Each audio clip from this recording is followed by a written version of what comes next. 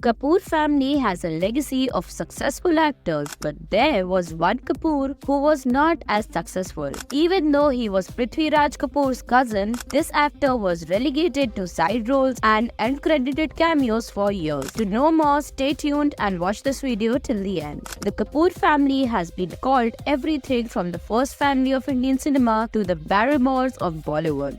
The clan, which began with Prithvi Raj Kapoor entering films almost a century ago, has survived and thrived today. It has given countless stars and superstars during this time, and almost every member of the extended family to have entered has earned some amount of fame. The almost here is key because one actor from this illustrious family had to work as an extra to feed himself, not even getting offers from his famous nephew Raj Kapoor. Ravindra Kapoor was an Indian actor who was the first cousin of Prithvi Raj Kapoor and the brother of famous character artist Kamal Kapoor. He followed his cousin, brother and nephew into films, starting with small roles in films like Thokar 1953 and Paisa 1957. After not getting much mileage in Hindi films, he began working in Punjabi cinema in 1960, starting with the hit Chambe Di Kali. Even as Ravinder continued to work in Punjabi films, he did side roles in Bollywood hits like Aaya Sawan, Jhumke and Yadon Ki Baaraat. His most memorable outing was as Jitendra's friend in the 1971 hit Karwa.